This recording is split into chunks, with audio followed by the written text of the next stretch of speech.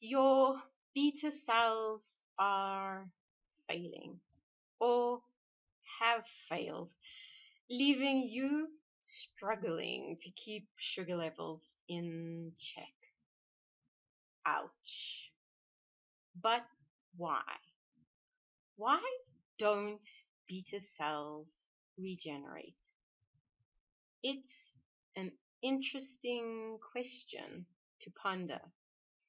I've been asking the question for years. What prompted the pondering was a car accident. Lucky for me, no bones were broken, but I was black and blue all over, and it hurt like crazy. I watched incredulously as my body put itself back together. Every day I got a little better. It took about 3 weeks for the outward signs of the trauma to heal. A little longer for the inner aches and pains to dissipate, and a whole lot longer for the fear of driving to subside. It was then that I pondered. The body seems to have the capacity to regenerate. Bones knit together, cuts and gashes close up. How come does the pancreas not heal? The short answer to the question is probably the problem, aka the thing causing the injury, never goes away. Unfortunately, scientists are not sure what the thing is. Insulin is involved. Bad body chemistry keeps beta cells from healing. It's a feed-forward cycle, so fixing it is complicated. High sugar levels cause high insulin levels, which cause beta cell destruction, which causes high sugar levels. Researchers from the University of Southern California have found a way to regenerate beta cells naturally. They did it without fancy stem cell technology or drugs. They did it through diet. Seriously, it's not what they added to the diet, but what they took away that did the trick. Join us for this episode of Better Body Chemistry TV as we discover how to regenerate beta cells when the pancreas fails in mice. Better Body Chemistry TV is brought to you by Dr. Sandy, a scientist turned gremlin buster, helping you battle sugar gremlins, heifer lumps, and other health horribles through better body chemistry. Remember, small things can make a big difference to your health. Now, the researchers worked with mice suffering from diabetes. In one set of experiments, the diabetes was brought on by bad genes. This model is similar to type 2 diabetes. In the other set, the beta cells were poisoned using streptozotocin. This model is similar to type 1 diabetes. At the end of the day, both groups of mice were low on functional beta cells, which left them unable to meet their insulin needs, leading to hyperglycemia. When the researchers denied their charges dinner for a few days, the situation improved. Eventually. This is probably not totally unexpected. When the body is hungry, it makes a plan. The plan involves eating bits and pieces from within you. Cannibalization. It sounds rather gruesome, but it's not that bad. The initial bits and pieces targeted for energy are those that are defective. The magic begins when fasting ends. In this study, the fasting window lasted for 4 days. Actually, these mice weren't absolutely starving, that is, only drinking water. They were doing what the researchers called a fasting mimetic diet, or FMD for short. Calories were cut to 10% of normal. Carbohydrate and protein calories were severely restricted.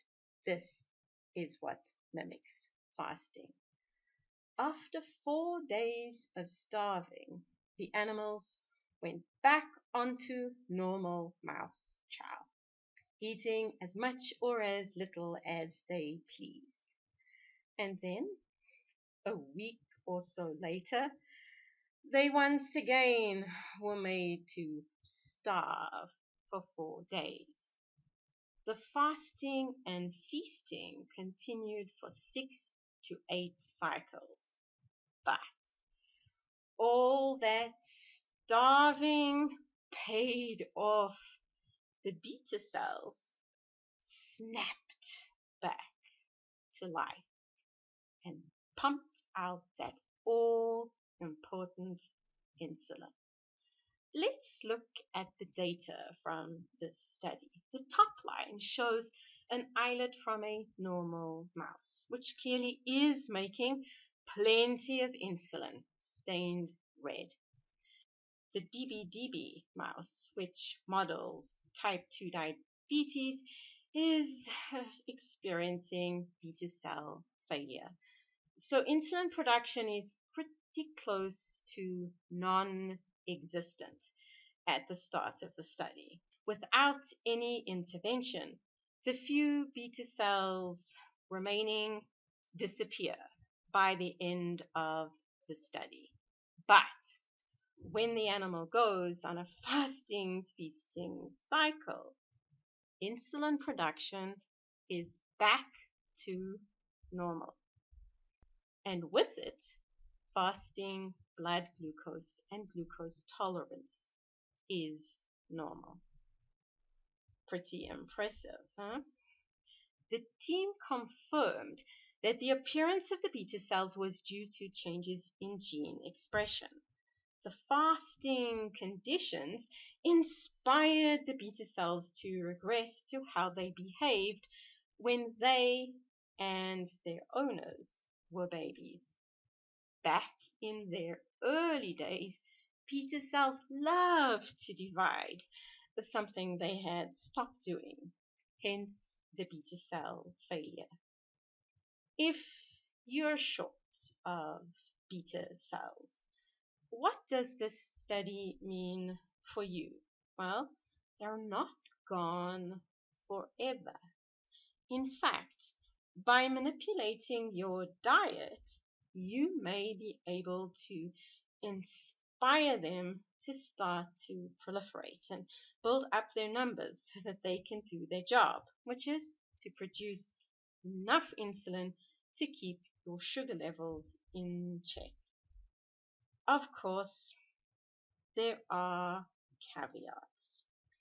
This research has been done on mouse islets, not human islets. They are different. But there have been stories of people who have starved and fixed their type 2 diabetes. In fact, bariatric surgery, the only medical fix for type 2 diabetes, boils down to prolonged starving. Maybe A cycle of fasting and feasting is worth a try. It won't be easy. Just remember, the starving sets it up, but the magic happens in the refeeding. Calorie restriction is not the same as fasting. The signaling in the body is different, making it less likely you'll end up creating the better body chemistry you need to regenerate beta cells. Interested in discovering more ways to create better body chemistry, or need a little help getting your body chemistry on track? Visit our website at www.betterbodychemistry.com. Browse our library or enroll in one of our courses or programs. The advice is simple to follow and based on real science, not hype. Know someone suffering from beta cell failure? Share this video with them so they know there is hope. Beta cells can be regenerated if you create the right signaling. And if you enjoyed the video, be sure to subscribe to our channel so you catch future episodes of Better Body Chemistry TV. Thank you so much for watching, and I'll see you next time. Remember, small things can make a big difference to your health.